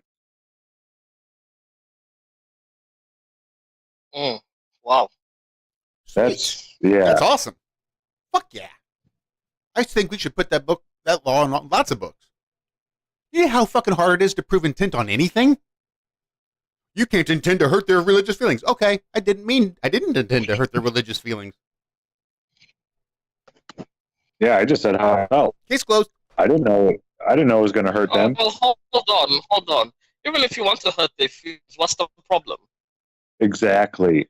Wait, whose religious feelings are we hurting? Does it matter? Who cares? Make them prove intent. Make them prove the intent. Make them do it. See how far that gets them. You wanted that. Well, no, I didn't. That's not really what they're after, though. They're just there to tie you up with other things. They just need a reason, just like a cop needs a reason to pull you over, right? So, like, they can't just pull you over for no seatbelt. They usually need something else. There's a handful of things for which they cannot pull you over. But if they think you're doing something else, I think maybe this dude's got pounds and pounds of cocaine in his car, and I can't just pull him over because I think he does. But I just saw him swerve, just touch over that yellow line. Now I can get him for careless and imprudent driving. So I'll pull him over for that, and now I'm going to try to get that search and try to work to see if I can't figure out and get that probable cause to get in there and try to search and find those pounds of cocaine that I think that are in there. Doesn't really matter. If they can pull you over for not wearing a seatbelt, it doesn't matter. If they see you do something that they think might be bad, they can still pull you over for something else and say, well, and now that we're here, I also saw that you weren't wearing your seatbelt. No, exactly. Do I smell pot? Can you just step out of the car real quick? And now you're fucked, generally. A lot of times they will let you back in, I guess, but you have to get out. So once they want I saw some states. That's the other thing with cops. I never understand why they're willing to believe a cop over you. If there's no camera and there's no video footage, if he says I wasn't wearing a seatbelt and I say I'm wearing a seatbelt, well, screw you. You can't prove I wasn't. And this is where a lot of other things, I think, tend to come in handy that a lot of people don't understand. If you were to go to a public notary and have a signed statement of fact sworn saying that you were wearing a seatbelt, then you could take that to court. That is evidence. So it's not now that they have to take the cop's word over your word. You now have evidence that you weren't. You have a signed, sworn affidavit stating that you weren't, and that's what now has to be disproven. I mean, there's ways around it, and I think there's lots of things that, even for intent, you could probably sign an affidavit swearing to the fact that your intent was to try to bring together all the religions of the world, and somehow it was misconstrued to be something offensive, and that was not your intent, regardless of what you said about the religion. I mean, fuck, it's so stupid to have to try to prove intent that it's almost retarded to even bring it up and put it on the books. I have to prove what was going on in your mind at that time. Great. So what's the defense? I just tell you I wasn't. Prove that I wasn't. So much for freedom of speech. And I guess that's sort of where they're trying to piggyback on fighting words. That's sort of the basis, and it's a very loose, subjective definition in my. But I mean, isn't that part of life? You're supposed to be able to say whatever you want to say, knowing that what you say might come with consequences, i.e., somebody smacking the shit out of you because they're offended. Mm-hmm. And so if you want to censor yourself, go for it. But they shouldn't censor you. You should be able to say whatever you want. In the way that an armed society is a polite society, so is a polite society whereupon if you were to disrespect someone's wife, it's perfectly acceptable for him to walk up and smash you in the mouth for running it to the wrong person at the wrong fucking time. You know? Well, that's how you learn. That's how you learn. Exactly. That's how you keep a polite society. Oh, look, I don't say shit like that because I'll get smashed in my mouth, and I don't like being smashed in my mouth for saying stupid shit. Maybe I'll just learn to keep my mouth shut. Or not say anything if I don't have anything nice to say at all. That's how you get that polite society. Absolutely. But then everybody starts getting, well, And that's, again, fighting words. If they're fighting words, then I should not get in trouble if I don't like what he says and I smash him in his mouth. They were fighting words. You don't get to call my wife a whore. What do you think? That's obviously fighting words. So he said it, and I smashed him in his mouth. But I'll still probably go to jail for smashing him in his mouth, even though they know they are fighting words. They expect me to provoke me into physical action. That is what a fighting word is. But I'd probably still get in trouble for actually having been provoked according to the law. It makes no sense other than it's a money grab. What? But it is that time for us to take our final break. Make sure my eyes aren't that bad. I was actually seeing that correct. Cheese and rice. But stick around. Cheese and rice. Cheese and rice. We do have more of the Ironworks. Coming up right after this. It's, fight against Lucifer and Beast 66, who's doing this, that, and the other thing. And that's what, if you take a look across the country, that's what people are worried about and fighting against. Aliens, the devil, the UN forces, the Federal Reserve. I mean, everything except what's real, namely private tyranny, private corporate power, the guys who are listed in the Fortune 500. Well, that's an achievement. That's a propaganda achievement. And while the anger and the fear is real and it's based on something, and you got to sympathize with it because it is real. I'm skeptical, I've grown not too acceptable. I hold my testicles, not a robot or U.S. vegetable. I'm gonna stress the pull strings that have left us broke. Stretched our hope so thin, we're just glad that our necks aren't broke. Born hostage in a world where John Cochran's get superstars off shit so much he had to quit his office. Reverend robes open for 7-year-olds. We'll never know how much this goes on. I remain skeptical, won't conform to the norm. I just absorb all the thorns that have torn our warm hearts to scorn. I perform the words of a blurred picture, and when the slurs hit you, you want a deter fixture and roam free. You would change your whole steez if you know like me. You would grow more coldly if you know like me. The globe is dormant to global warming, cause bucks are given through combustion engines. It's the skeptic. As I say, plenty to be mad about the government, but the government is exactly what Dewey described it as. It's the shadow cast by business over society. You want to change something, change the substance, not the shadow, not the shadow. Hell yeah, I'm skeptical.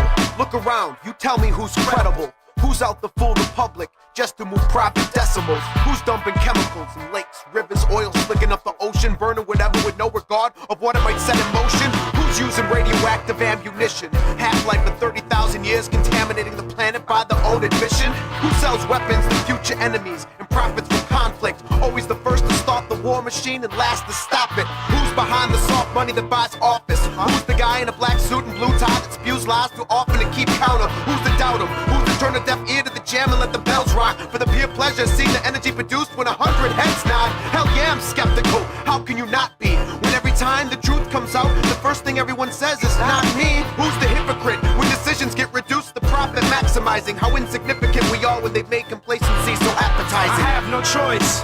I can't just sit and have no voice. I'm not an android. I turned a man from boy. Lost in a paradox where my blaring box is teaching kids things that the parents not. I stay outside the box till I'm outlined in chalk. My mouth's wide and talks of these slouch strides I walk. The conformity glee isn't conforming to me. So unfortunately, life is more morbid for me. I just exposed the bitches in the pole position, cause we're close and itching, but still no one listens to the issues at hand. Till the missiles will land and almost hit your man, and then you'll be like, damn. You don't ever wanna become blinded by the lies. You would rather have your freedom and see eye to eye. You don't ever wanna become blinded by the lies. Turn a robot, I'd rather not, I'd rather die. It's the skeptic.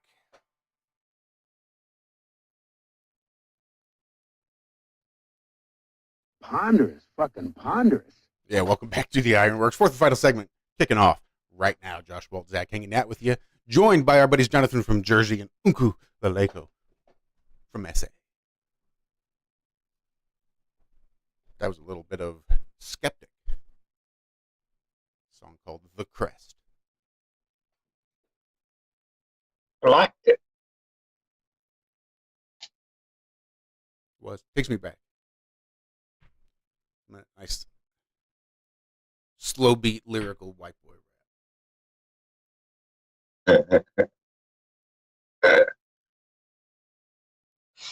So, guys, I Oh, have a man. question. What's that? Oh, question? I have a question. How much of your money do you keep in the bank, and how much of it is at home? Well, I know. You could.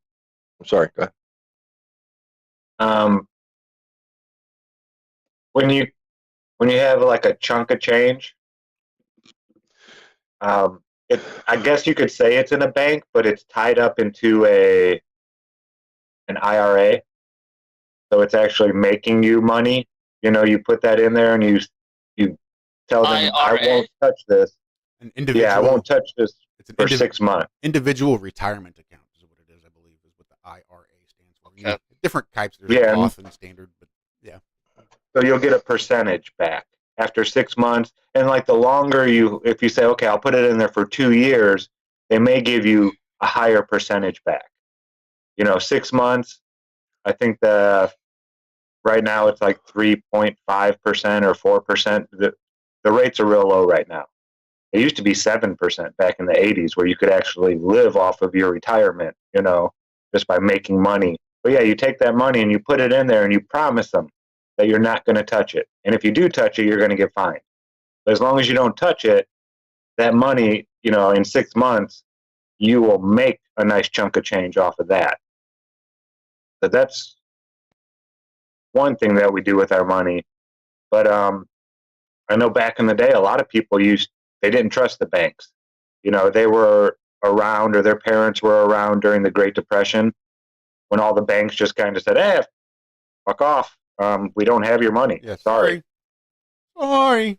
Sorry. Yeah, people would actually hide their money in walls of their house and stuff like that. Instead of putting it in a bank, in a vault in a bank, they would build a vault in their house that ain't nobody breaking into it because they don't know it's there. It's not like a safe where people are like, oh, there's a safe. We need to get in there because that's where the stuff's at. They'd hide it in their wall or in the ceiling then cover it, plaster it back up.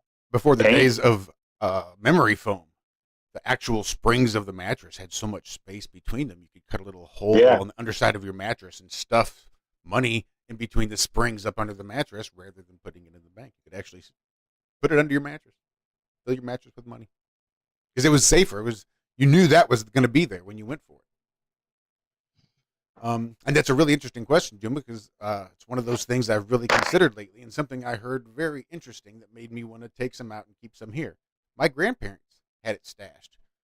By the time they had both finally passed and we had gone through their house, it was just almost like Easter, because you're just kind of going through and looking for all the places they may have stashed cash. And they did, because they knew that maybe they'd need it for an emergency, or maybe they couldn't get to the bank, or when we could, the bank wouldn't be open. It wouldn't be giving out money, because that's something they had lived through and experienced. Something I had heard recently that made me want to actually start doing this, well, similarly, was to take about $200 in small denominations to the points of ones and fives, maybe tens, but keep ones and fives, because once shit hits the fan and you're not going to be able to get to the bank, making change is going to be a real pain in the ass.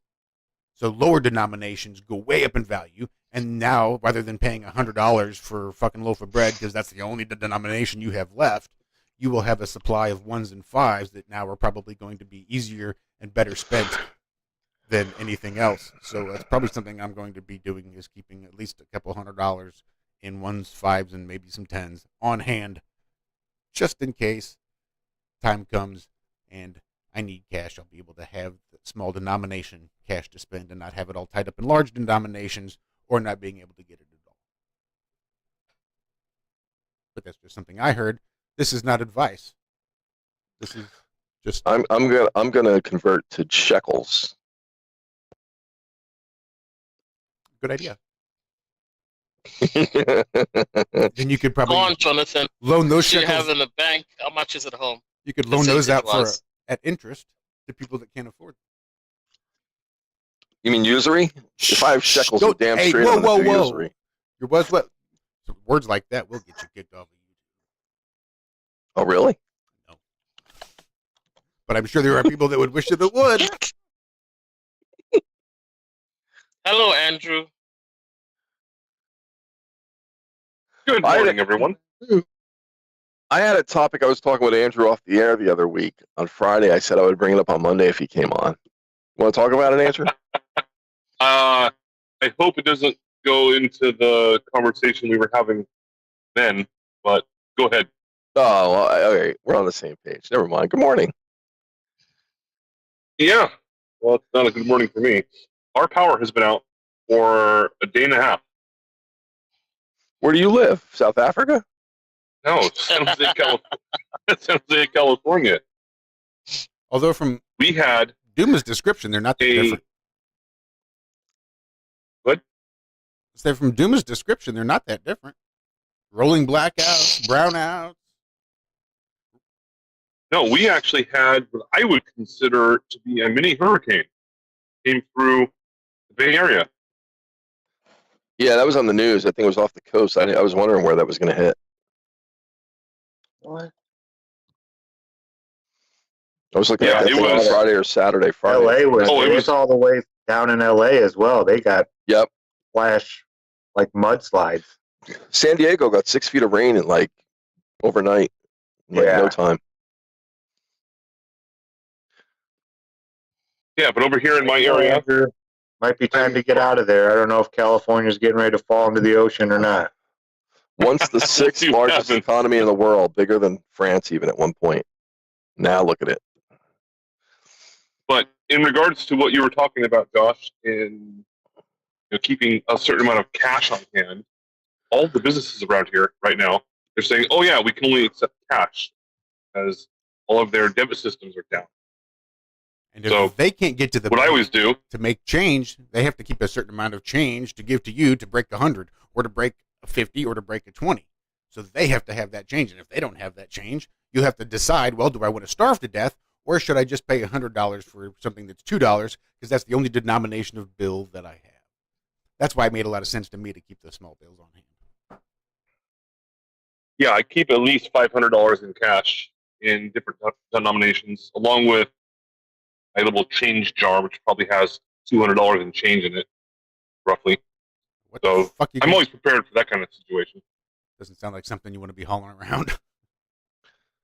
I have No, one of no, those- no. It's just I keep it at my house. I have one of those little coin things on my belt buckle because I hate reaching into my pockets to look for change. I just do the thing like, click, click, click, click, click. I can imagine What that. the fuck? What did I do? But yeah, anyways, I'm sitting outside of a Denny's right now. Like, cannot cook food the last day and a half. So I'm gonna be ordering some fucking Denny's. I can't believe I'm even gonna eat this kind of stuff, but I have What no the hell choice. is a Denny's? It's like a It's a Waffle small- House. Yeah, it's a small diner. It's like a mom and pop type of restaurant that is nationwide. But it's just everyone Yeah, that works there is Mexican. They cook food for like breakfast stuff, like a diner, but like commercialized. Yeah, but they're 24 hours a day, which is nice. I like IHOP better, but hey. All that spoiled You food getting in are there. you getting a grand I've slam? seen the sign before.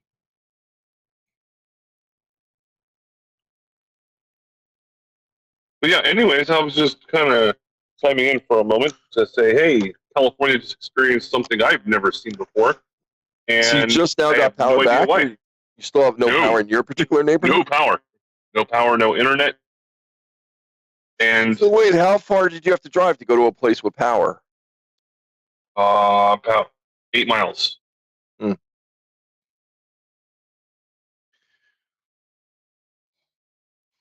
It's based on the Because grid. I'm living in South Africa. All the businesses have a generator here, so when the power goes out, they just switch on their generators. Yeah, but even generators have a limited amount of fuel supply. True. But what if you Dude, I'm added looking at a I'm looking generator at the to the US power outage map. Oh, sorry, Josh, go ahead. I was going to say, what if fuel stations had generators so that when the power went out, their generators kicked on and they could continue to pump fuel? Huh. They do. Oh. So even with They do limited in fuel- my country. Large ones. Yeah. Here, check out the chat. There's over 600. There's about 600,000 people out in California, mostly around the San Francisco area right now.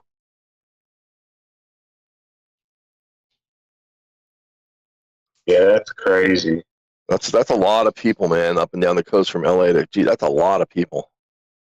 And Businesses, I know more importantly, businesses. Go ahead. a lot of people like to blame it on, just the government policies there, which I think is a huge driving factor. Okay, it's not like it's not nothing, but I think a lot of the homeless we're seeing out there in California stems from COVID, the shutdowns and all that kind of stuff, and right. I mean that put a lot of mom and pop businesses out. By the way, but this is tracking it by individual power companies. If you scroll down on that link, and it says PGE&C has 5.5 million customers, of which 509,954 out of power. So that must be it, right? There's probably way more than that. Well, this is reported customer outages. That's a lot of people. It even has the websites of every single provider out there. This is a pretty well done website, I gotta say. It's called poweroutage.us. What's the C? I'm just curious. The what? PGE&C, you said? Pacific Gas and Electric Company. Gotcha. Company. There you go. And my dad worked for PSE&G out here in Jersey. Yeah, I thought maybe we had NIPSCO up north. Northern Indiana Power Service Company. Ours was public service, electric and gas. Yeah, I called up my parents and I was like, "Hey, are you experiencing the same thing up in Fremont, which is like 20 miles north of where I'm at right now?" They're like, "Oh yeah, it's real bad. There's tree branches going through people's like roofs and windshields and stuff." Like, yeah, same thing down here. Like, this is a fucking hurricane. They're not even classifying like that. That's what it was. It's still kind of happening, but it's died down a lot. Anyways, I'm not trying to bitch or complain or anything, but I may not be able to go to work today. Maybe this is just a test preview of what's coming, because it is coming. And they just want to see, they're practicing emergency management skills and seeing how people react after a certain length of outages. Because they're going to take down the grid at some point and blame it on somebody else. Well, I was actually a volunteer for Hurricane Maria in 2017 in Puerto Rico. I was part of the emergency relief. I was a volunteer that worked with FEMA. And I saw exactly what the aftermath was of a hurricane. So this looks like a hurricane. This exactly is what it looks like. Even though it probably wasn't even classified as a hurricane. It was just like, it was only lasting about, 19 hours. Something like that. It's an atmospheric river, Andrew, not a hurricane. Get your terminology I'm right. sorry. Thank you, Walt. I think it's for political correctness, we're calling them hurricanes. But what was I going to say? Something. Shit, it was right there. And I got lost it with a stupid pronoun joke. Fuck. Damn your pronouns, Josh.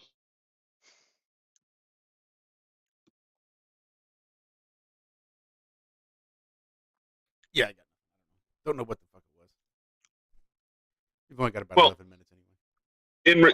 In regards to all of this kind of situation, a lot of people don't ever take into account that this could happen at any point anywhere in the world. Hurricanes, earthquakes, tornadoes, blizzards, whatever else. And most people are not prepared for it. Now, I am, but the only thing I don't have, I still need to order one, is an actual like a Coleman's grill to actually cook with. I already have 40 pounds of propane, a bunch of water, a year worth of food, all that kind of stuff. But I just don't have the grill. And then have like spare batteries and that kind of thing, and a generator. Then I'd be fine. All I need is just 2 more things. What are you preparing for, Andrew? Prepare for the worst kind of situation. I can 'Cause tell I you live- one thing you missed on your list. Okay.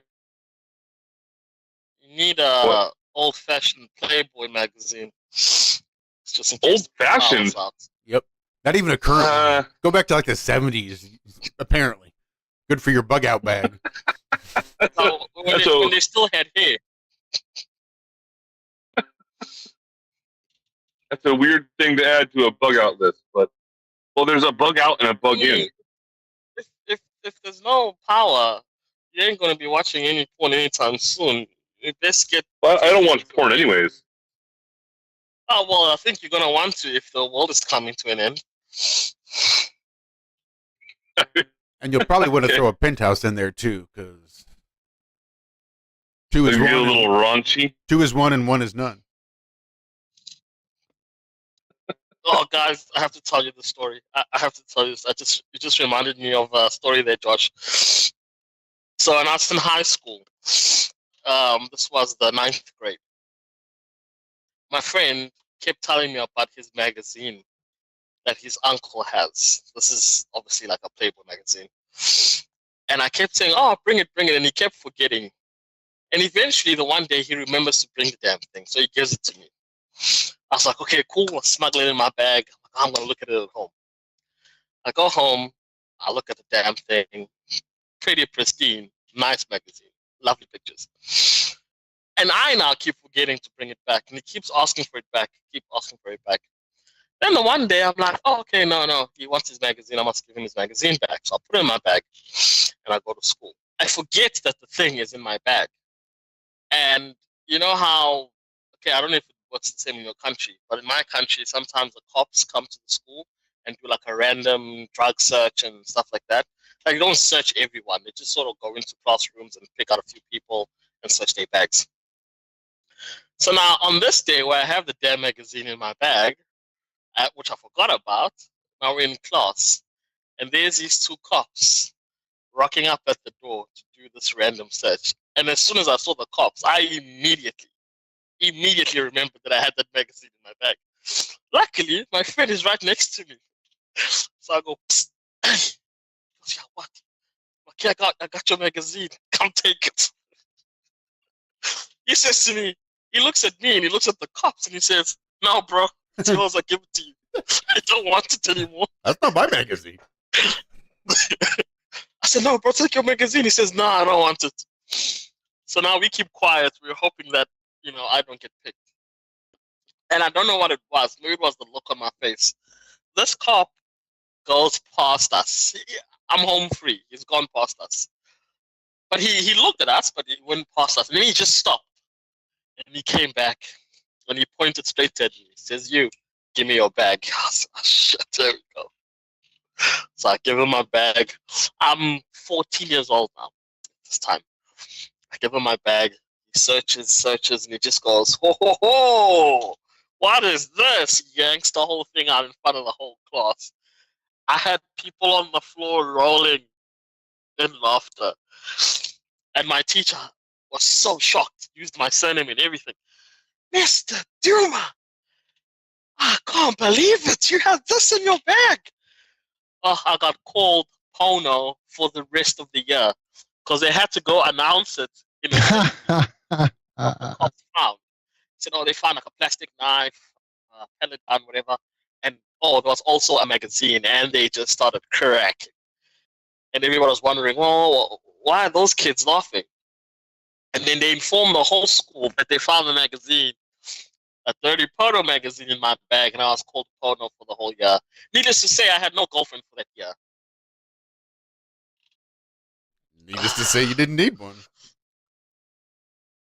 Yeah, I got to keep. Well, she took my magazine. They didn't even bring it back. What? And you said it was a Playboy? Or something similar. It was a Playboy, Playboy nowadays is like softcore. It's like a Maxim or something. The stuff you can see on the internet nowadays is like I was way beyond that. years old. It was naked woman on a magazine. It looked bad.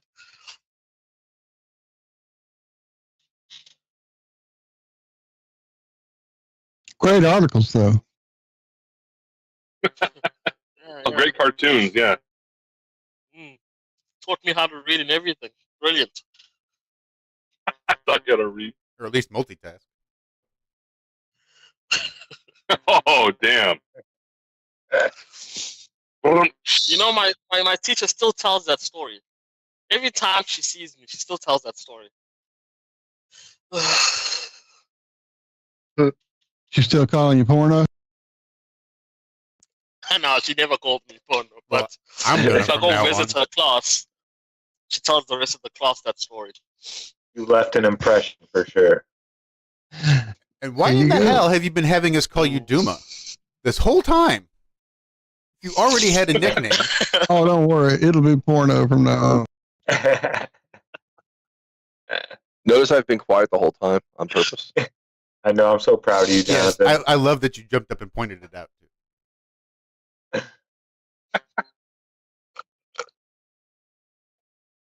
I think Jonathan probably had at least 15 different comments to make on that one. Hey. I was quiet before. I'm patting myself on the back. Nobody else was. No, I appreciate it. I even stopped and looked up at the screen just to see if you were still in the call because I was surprised you hadn't jumped in yet. Jonathan, I actually want to hear what Jonathan has to say. What's that? What? Would you say, Nuka? Jonathan, I bet you they found a dildo in your bag. This is why you're quiet. Wow. Speaking of, let me leave y'all with one last story, image, whatever. I just thought this was an interesting little image for a story here. Hold on. How do I share my screen? I'm going to share an image with Duma here of some of my work. I mean, with Nuka. Porno. I wouldn't say porno. The past, present, and future of inflatable space habitats. I used to work in an adult store, and we sold devices that looked, exactly like that picture that we're getting there with this store. Yeah, that's like almost the hummingbird, isn't it?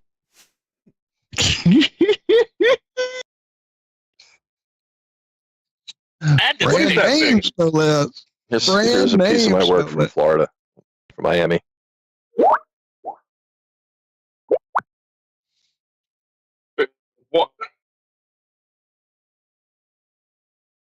Nice.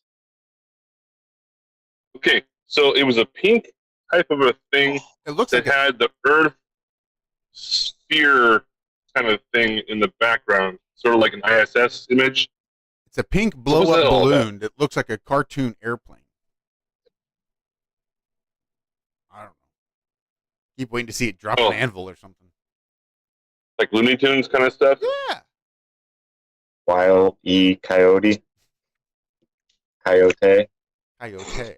Jonathan. Yeah. Jonathan, who's the girl in the picture? I'm asking for research purposes, obviously. Just a friend of mine. I'm sure he is. Just a friend of mine from Miami. You guys have a wonderful day. Thank you, Duma. Love Thank you, y'all. Jonathan. Thank you, Thanks for Anthony. hanging out, guys. Love y'all. Love you guys. Thanks for a very enjoyable morning. We will see you back. Hey, here. next this Wednesday we got to talk about this link I'm going to put up. It's legit. We'll talk on Wednesday. All right, definitely will. We will check it out, and we will see all the rest of you back here on Wednesday, too. Back here every Monday, Wednesday, and Friday, 4 a.m. to 6 a.m. Central Time. The IRONWORX, freeworld.fm. We love you guys. Have a great rest of your week. Be good. Be well. We love you.